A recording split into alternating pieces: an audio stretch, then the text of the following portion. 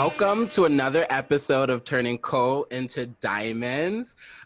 This is a really, really fun episode because I have fellow podcasters. This is technically my second one. Neither one has been aired yet, but you guys are the second podcasters I've had on the Coal into Diamonds. I love it. But you guys I was on yours as well, so that was really yes. Doing the crossover. Yep. Well, introduce yourself, ladies. All right. Well, I'm Molly Cottrell. Alissa? One half of the SOS podcast. Born in 1989. I was born in 2000, so can't relate. Kidding. If you can't tell from my Kurt Cobain grunge attire right now that I'm apparently wearing, I'm a 90s child. Well, I'm an 80s. God. I love it. Yeah. I love being a 90s child. We have to Me rap. too. I'm Alissa Razzano. I'm the other half of the SOS with Molly and Alissa. And yeah, I'm from the East Coast. I was born in Delaware, raised in Jersey. Shut up. Went to New York. Now I'm here living the dream. Living the dream. I grew up in Washington State on the other coast. I'm a musician. Alissa and I are just living that artist life out here. Yes. Aren't we all? Yeah. So real quick, so irrelevant to everything we're about to talk about, but I'm from the East Coast as well. I grew up in Boston, but then Maryland, but very close to Delaware. My mom worked in Delaware, so I went there a lot. She actually sold our family house last year and bought a house in Delaware. Yeah, my parents just moved back to Delaware this year. Wow. Yeah, they're in Magnolia. I don't know where that is, but I was born in Dover. I don't know where that is. Dover. Yeah. My mom's in Bear, Delaware. Do you know that? Yeah. When she sent me her new address, I was like, Bear? What? I know. I was like, Magnolia. What the fuck are you? But anywhere for the low taxes and all that shit, No state tax. No state tax. It's where honest, and you're still close to things. Like you can. It's a hop, skip, and a jump away to New York. You can live your life to Philly. Yeah, whatever. That's why my mom loved it. And then, what part of Washington for you, Molly? Right in the middle of the state, so it's like an hour and a half east of Seattle. I was born in Colorado, and then we moved around a bit, but I went to middle school and high school in Washington, so. Cool. Do you know? I love the Northwest. Do you know of Walla Walla? Yeah. Yeah, I have friends that went. Yeah, I have friends that were in Walla Walla. I don't how do you forget a city named Walla Walla? Yeah. I know. Sounds like a stuffed animal name. Yeah, it's one of another city. Walla Walla, wasn't that a Nickelodeon show? I don't think so. Wait. I think Gala Gala Island, something. Gala Island. Yeah. I was like, the fuck? That's a real place. Wait, no. I think they lived in Walla Walla. Was it based off that? Didn't the frog say Walla Walla, something like that? Guys, I think it has nothing to do with Walla Walla. Probably. Probably. No, I don't know. Well, we talk about Gullah Gullah Island in our podcast, so we have to reference it as much as possible. That is straight up. You have to be a 90s kid to know about Gullah Gullah Island. True. Right? The best. So I want to jump in and just ask, how did the SOS pod come together? And, how did you guys meet? How did you guys know you guys were the ones that, okay, we got this. We're about to do it. And, what inspired you guys to create it? Yeah. Because you guys have such a flow. I've seen a few episodes on YouTube, but I've listened to a lot more. And it's just, you guys are so just together. I love it. Yeah. Well, I'll say first, before we get into how we started it, I'll have Molly do that. But we basically we met at our restaurant. I won't say what it is. I just know it's a restaurant in LA. Mm-hmm. And we just kind of realized that we are kindred souls. Soon. I mean, it was a good build into how we got closer and closer, but we always had that wait a minute, this bitch, we we were yes. We always vibed, and we would always after work go out for drinks and be talking. Like we would just like talk about everything. Like in depth. And I always got the feeling before we really started hanging out, I felt like a creeper because inside I was like, I just really want to be this girl's friend. Like I like her and I want to like hang out with her in real life. She's because our conversations, and then we'd have like a glass of wine after work out like more frequently, and then our conversations, we just align our views on the world of what, everything is in alignment with how we think we stand for, the beliefs that we hold. So I love that. But like how it came to be though, Molly. Well, so I truly out of nowhere got fired from the job we were working together. Like I came in for my shift, and Alissa was there that night, and like I walked in and then I got fired, and then I like walked out a half an hour later. And so, and that night it was bizarre. And so that night, after Alyssa's shift, like a couple hours later, she came over to my apartment, brought pizza, brought wine. Oh my God, that's a true best friend right there. Yeah, for real. It was like, and it was this weird thing, like for me, of course I was like shocked because it took me, I was blindsided and I was just expecting it. No, but I also, the telling sign for me is that like, I just, in my gut, in the middle of it happening, like, of course I'm kind of like freaking out at first. And I'm sitting though happening. Yeah. And then I just got this like wave of calm and relief and just like, I needed, and that's how I knew I was like, the initial shock of it is one thing, but I was like, this is necessary. I like I wanted to get out of there. I needed to, but it is financially super secure, and there's all these reasons that like, well, why would I leave until I have something else? I needed to be pushed out. But that night, Alyssa came over, and we had mentioned to each other before, oh, what we should do a podcast, or like these conversations that we have over wine are like, I mean, we get really in depth about like I said, our beliefs and like really personal stuff and big issues in the world. And so then she came over and I don't know, it came up again. We're like, well, maybe we should just start a podcast now. You were the one. You were the one that were like, Alissa, let's just do it. And I was like, ooh, like, okay. My life went to hell. I got nothing.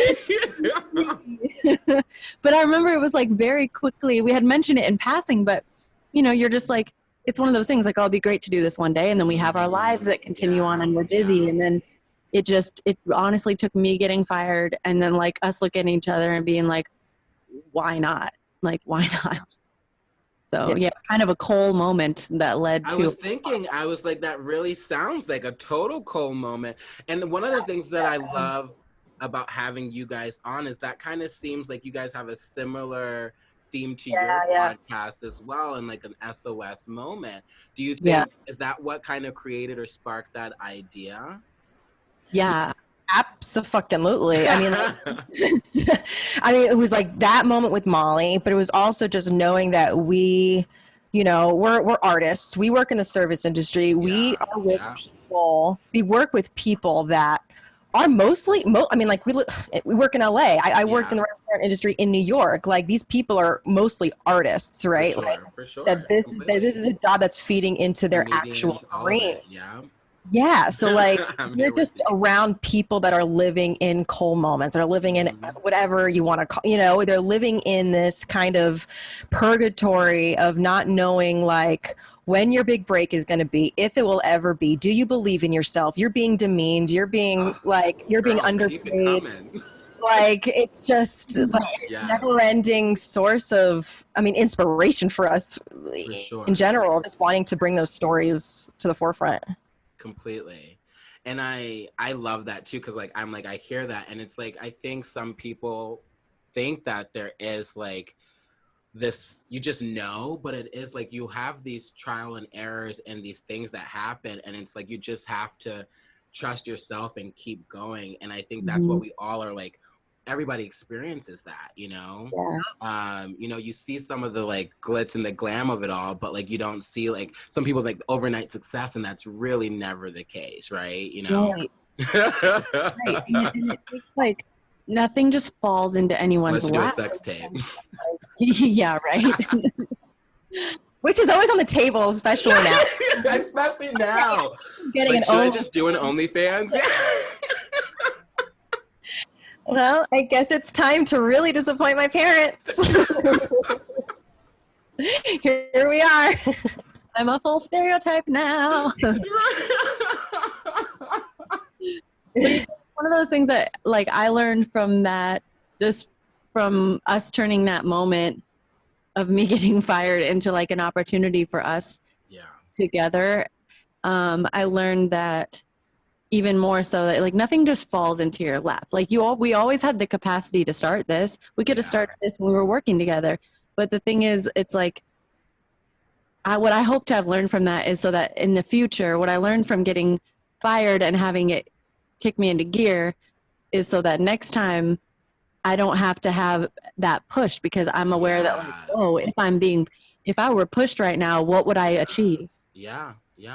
I mean, that's the same for me. Like this whole thing is a push for me, like just being out of work and not working in a restaurant right now. I'm like, holy fuck, because me and Molly have talked about for a long time, just getting out of the service industry and doing something full time that is creative, that feeds us, that makes sense for us.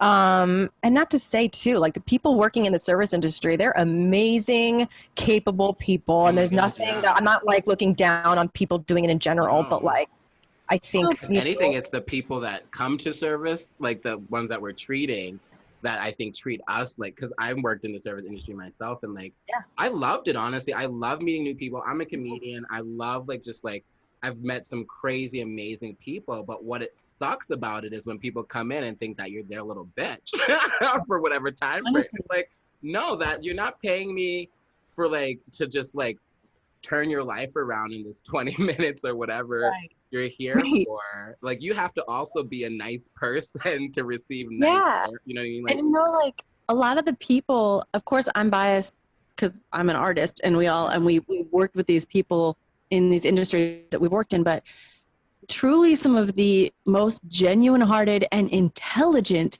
people that I have ever met across any industry, I have worked with in restaurants. And the thing is, like, to me, the most noble thing that anybody can do is pursue their own happiness. And so when I look at why most people are in restaurants, it's because they have they're seeing a vision for themselves beyond their social status, and it involves their deep fulfillment. And if you're in pursuit of that, to me, you are like, your nobility as a person is higher than if you're just like climbing a ladder but you're miserable. And so the struggles that come along with it, of course, are like financial and social status and this and that. But when I really think of like the quality of people that have those jobs, it's people a lot of the times who have a bigger vision for themselves and aren't afraid to go after it, even though it's hard. And that takes a lot. Completely. Yeah. It's like we want to set an example for them and for ourselves. Like, I mean, for me, this podcast has been so crazy because I'm not used to being vulnerable. Like I've told Molly, like, it's just, this is weird because I'm just so not used to opening up to people. Like, oh God, the respect I have for people in therapy, like, I'm just so, like, it's gonna happen. Like, I will, but like, I just feel like it's a different form for me. Like as an actor, it's easy to be somebody else and to speak somebody else's words and kind of hide behind there. But speaking my truth is very different. Oh my goodness. And especially now, would you say that? Because I feel with my podcast, like even we still stick to this cold to diamond moment. And I'm also like, well, I have a platform. There's certain things that I want to talk about. There's certain things that like, how do you guys feel like that's kind of played into your episodes and things like that as well? Because like, it does take a vulnerability to even, because I guess what I'm leading to, you guys have kind of talked about the social climate and what's going on in our world. And that's a little bit, I think, tough nowadays because you can't say anything right almost these days, right? That's true. I think that like what my perspective on that, and Alissa and I have talked about this, is like, me as an individual person, social justice is like my main thing in life. Like I'm a musician and all my music is geared towards that. Like that is just who I am. And I know that is who Alissa is. And that's one of the things that has made me even more grateful for having her as a partner in this, because I know I have a lot of close friends who wouldn't be down to go there in an episode talk about this, but it's the fact that Alissa and I both are like, this shit is important, and if somebody listens to this and is mad about it, fine, but like, I'm not about to, we can't glaze over episodes and have fun, great, lighthearted episodes when people are dying on the street. Yeah. Truly. Yeah. I mean, I feel like I can't just stand by and let things and be silent. I feel like, and it's kind of going off what Molly just said, being silent is like the worst thing you could do right now. I like trust people more when they're like openly fucking racist. You know what I mean? It's like, okay, I can see where you are, but when you're just like playing that middle of the road kind of route, I'm just like, fuck, you know, not to quote Hamilton, but if you stand for nothing, what will you fall for? Actually, I think that's Malcolm X. You got it though. You got it. Like, I feel like that's another just like where we want to be with our podcast is just like never being silent, being as open and raw as fuck, and having people on that we relate to and that can, and you know, and we also kind of want to have people, I don't think we have so far, but like people that have opposing views. Yeah, that'd be an interesting segment. I mean, because our structure, we're kind of new, and we're like 6 months in or 7. We started in January. Yeah. But, you know, most of our time as a podcast has been during COVID, actually. And so what our structure has slightly morphed, and I know Alissa and I have had conversations before of like, you know, you brand yourself, and, you know, SOS moment, Cole moment, that's an overarching theme. But I know we've talked too about like, okay, how is this overall going to shape out? Like, what are the underlying threads through what we always seem to talk about? And she and I noticed, like, even when we're not above having like a goofy, ridiculous episode. We had an episode on conspiracy theories and all that. But the underlying thread in everything that we talk about, all the issues, is social justice and humanitarian issues, whether it's women's rights, Black Lives Matter, like literally, I mean, we're always harking back to that no matter what the topic is. And so we're learning to honor that and lean into that. And I don't know if you can like relate to this, Gerard, but for what Molly just described is pretty much who we are as people. Like, we're passionate about social justice and humanitarian needs, but we're also just, we want to shoot the shit, talk about like, dick. We want to talk about conspiracy theories and be so. I feel like our podcast, when we first started, we were trying so many different things, and we still love doing that, but it's starting to mirror who we are as people, which I find has been interesting through COVID and all this. Completely. I love, like, I can totally relate to that in the sense of like the reason I created because like with comedy, I have been like, I'm great at making people laugh. Like, obviously I'm a goofy person, but what's crazy is like I wanted to add like more of a message and more just like inspiration, and I've kind of found avenues to do that because like obviously just being like gay and Black, like I talk about LGBT rights, like just across the board, that stuff like that comes out.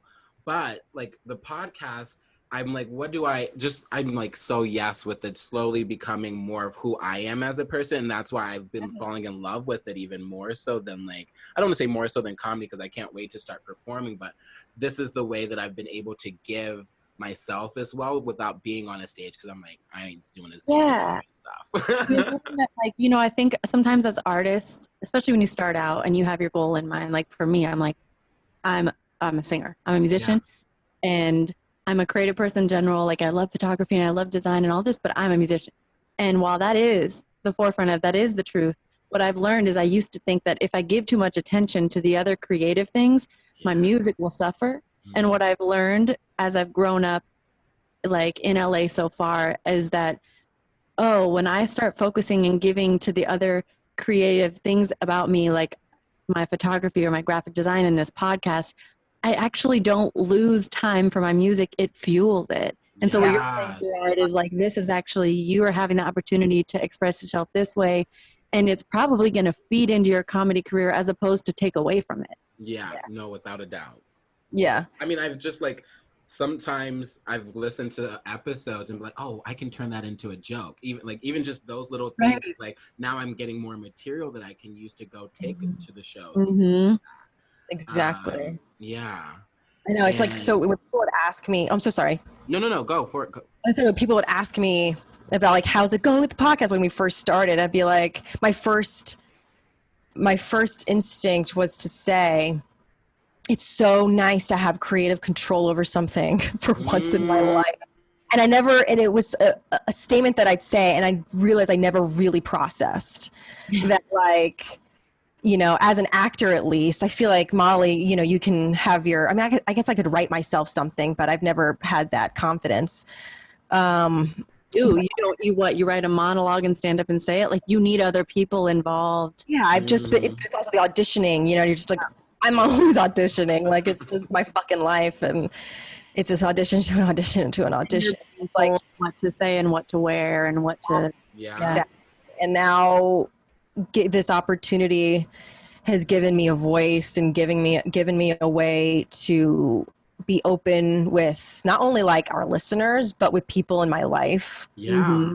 You know, like it kind of gives you those balls to just be like, who cares? If I can tell people on social media, if I can be open here, why can't I be open outside of it? Yeah. Totes. And so, Alissa, I feel like, and Molly as well, I think we got a kind of a cool moment from you. Do you have a cool moment or an SOS moment that you'd like to share that stuck out? Mimi? Yeah. Yeah, there's one that's like, I'll briefly summarize, because, well, definitely one in my past that I always looked to that's like crazy how we got through was me and my now husband. We were living in New York for a little while after we graduated college, and we were together around like 5 years, you know, at that point. So this is like 5 years ago. And I had always wanted to move to LA. Like, it was just my dream. And he's a musician slash like works in the art department for TV shows, commercials and stuff like that. Like production design. And I was just like, all right, you know, I moved to New York so he could be with his band and do music, but I was just feeling that itch. I was just like, there's no fucking way I can't move to LA right now. I just like have to do it. I'm 25. I gotta go. And he was hesitant. And by hesitant, like he was just ready to be like, I can't go. Wow. And I was just like, well, I'm like gonna go without you. Like, I don't know what we're doing. Like, and my relationship is just, we were just ready to break up, and it was just crazy because we had put so much into each other, and like we have crazy fucking love for each other. We're obsessed with each other, and it was just we had a lot of conversations. We had a lot of fucking conversations, a lot of open ones that we've never had in our lives with anybody, and we got to a place where we could negotiate because we didn't want to let each other go. So we were just like fucking making this into a diamond moment, you know what I mean? Yes. Make diamonds out of this. So we kind of met halfway, and I moved out here a few months before he did, so he can finish out a job that he had, and it worked out, and it made us stronger. It it made us prepared for, now we're married. Now we're like, it was a good test to see like how we prioritize the other. Oh my goodness. But I feel like even more than that, like I'm in one right now. Like I am in a fucking gold moment right now. Like I am trying to figure out what my next steps are in life. This podcast is a great way to figure that out, like openly. And that's weird for me. Like I said, like I'm not used to that, but I want to. And I like sharing my like question mark of a journey with. I think that's a great opportunity. So DVD on the diamond moment for that. Completely. Well, I love that. I feel like even just hearing that, that's almost a diamond in itself, because I think especially nowadays, it's so hard for people to be that open and honest about, I'm not even sure what's next. I'm figuring it out. I'm going along on the journey with yourself and figuring, because like, especially in LA, I think everything is made to look so perfect, right? You know, like, so you don't want to see that struggle, like, oh, I just have it all figured out. I have it, like, and I think it's really humbling and nice to hear, like, you know, I don't know, because I'm like, I kind of don't know either. Like, I don't know what shows are going to look like. This podcast is a really great experience, but like, I'm creating merch and stuff, but like even that's like I'm like starting to create in different avenues that I'm like I'm also don't even know what I'm doing. I know we're all just making it up as we go. We're doing our best, Yeah. and like that's what we want to like say to people. Is just like whatever it is, whatever your best is your best. Yeah. Nothing you like.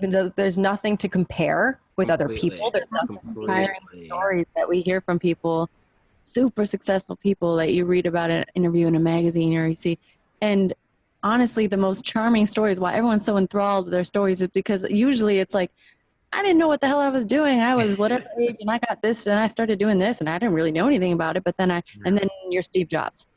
Yeah. You know, like truly, and everyone listens and it's like, wow, that's so inspiring. And yet no one translates it into, I could do that. I could do this. Yeah.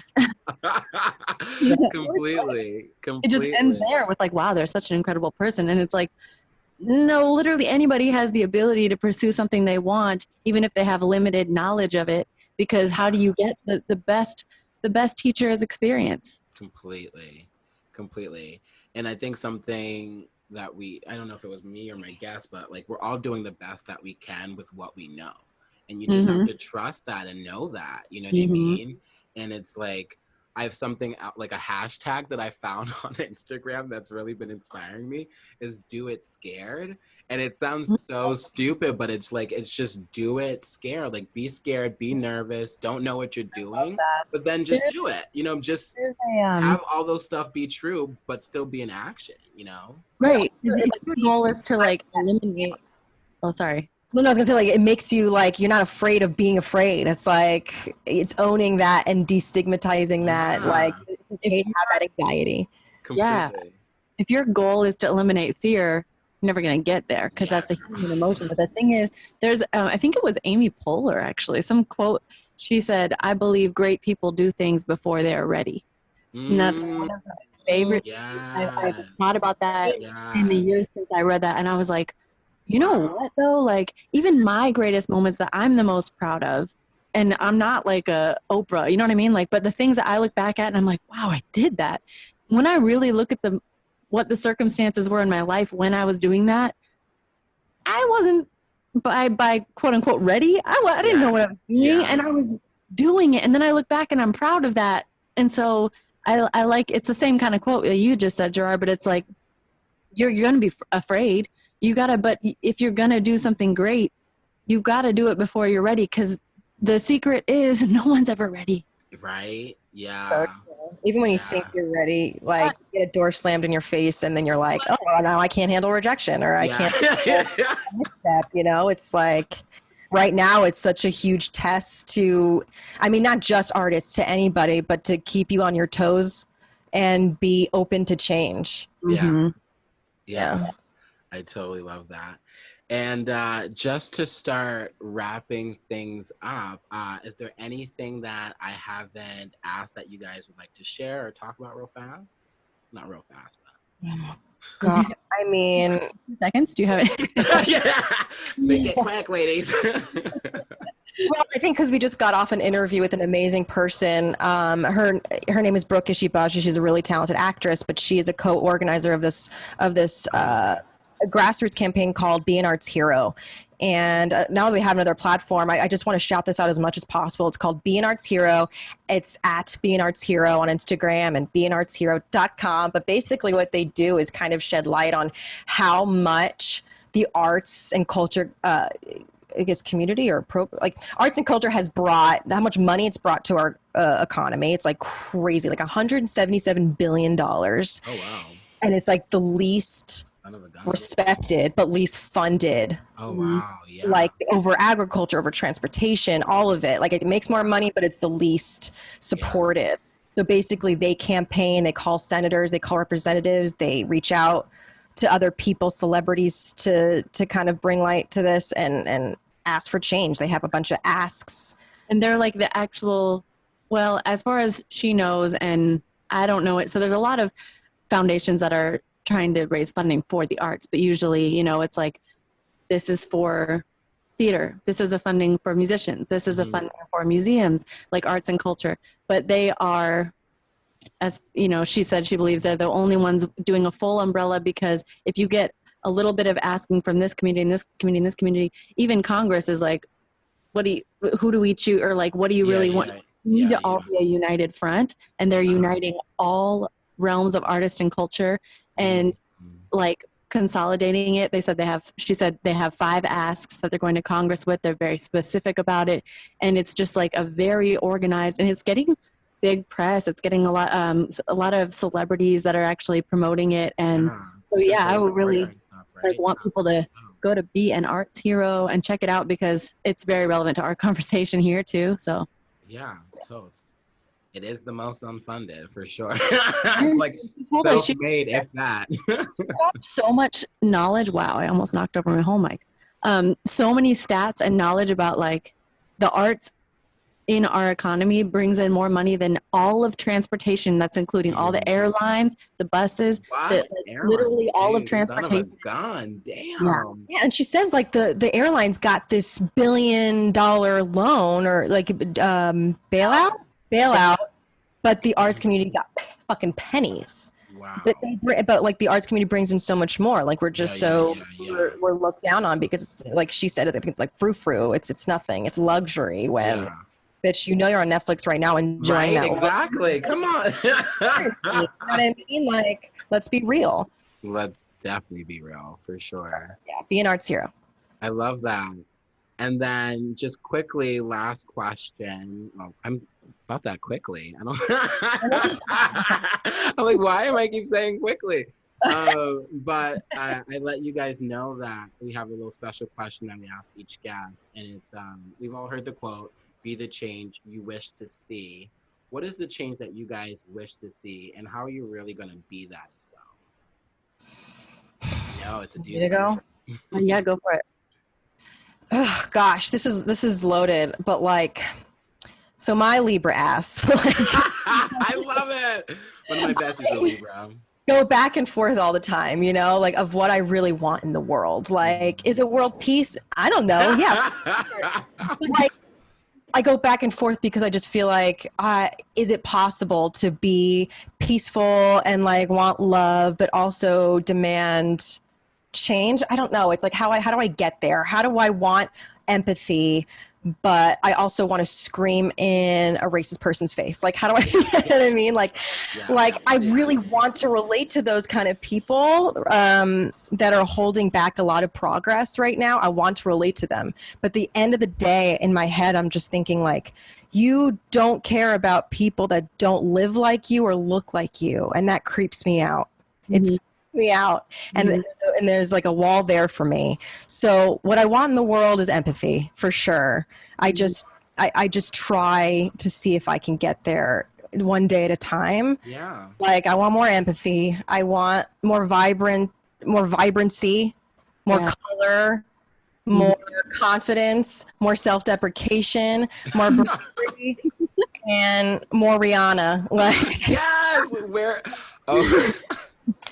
For real. Oh my God. That was like a prayer. I'm going to recite that before. That was beautiful. Yeah. You know, like, I just need another album. That, like, please. Yeah, well, I'm done. I can't say anything after that. But to follow in my Aquarius ass over here, it is all about, like I said, social justice. And when you say like, what is the change I want to see?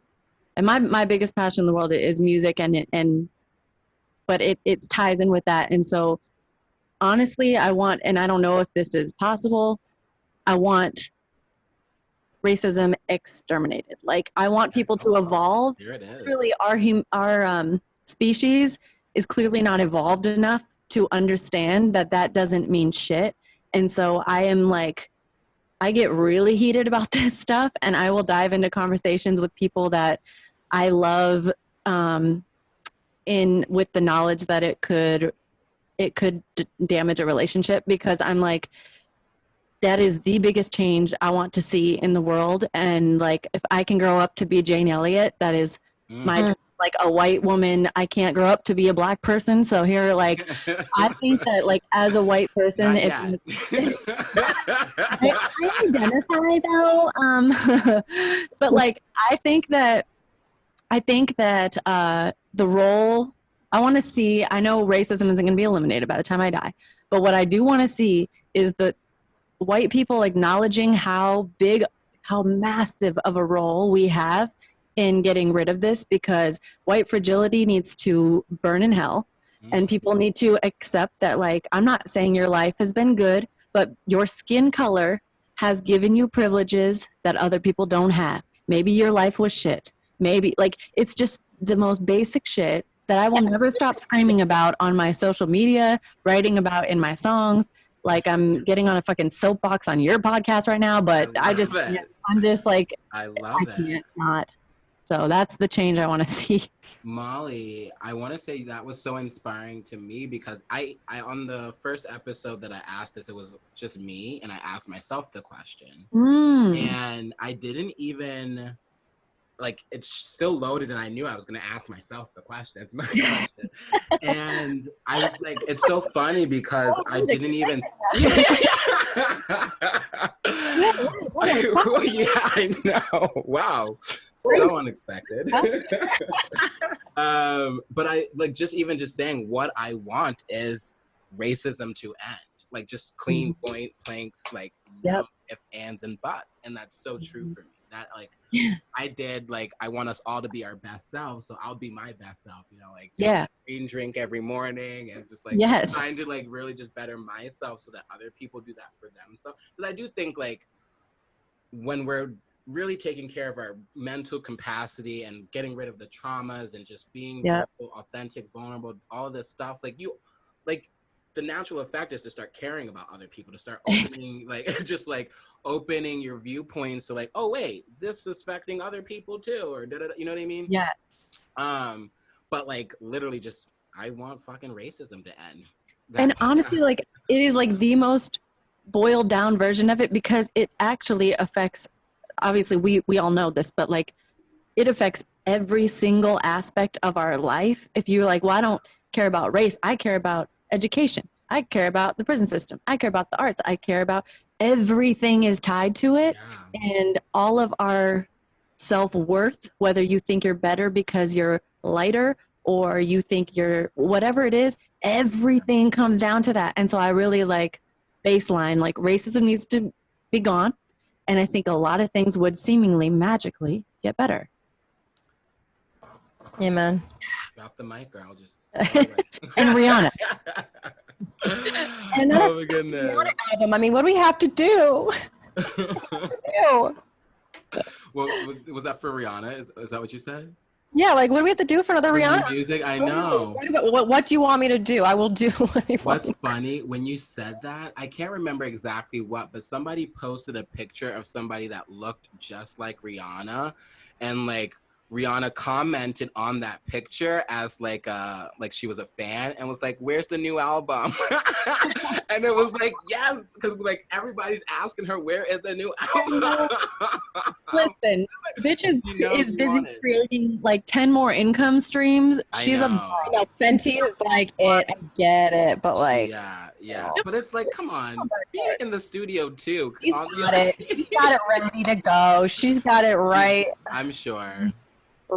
Whatever. I'm sure she's gonna have, like, some kind of, like, fashion, like her Fenty fashion, whatever, and it's just gonna be her music or whatever, and that's gonna be her album release. Like, she's got it planned, I'm sure. Dude, if the Democratic National Convention was just like her album release, do you know how, like, we would fucking win this election? Like, if there was just like, oh, by the way, the fourth night. Wow.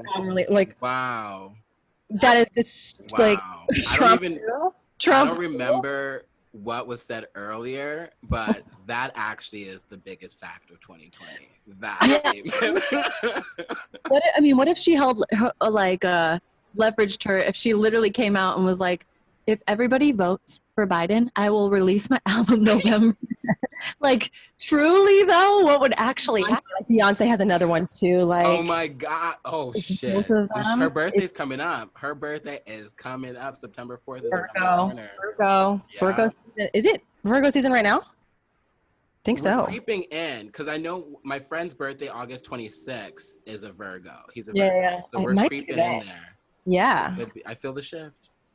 To get real particular about things now. About to get real ridiculous up in here. And then drop the socials, ladies. Where can they find you? Where can they find the podcast?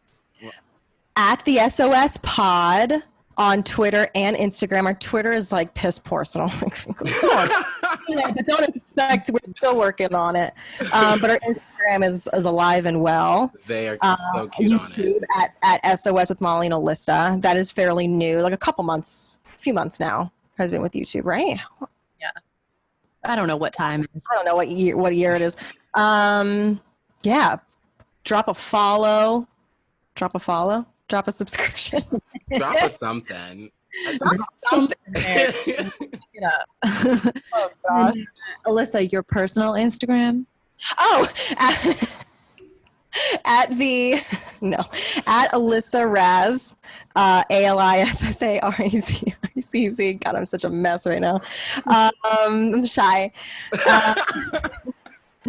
And yeah, you'll see some fun filtered photos. Yeah.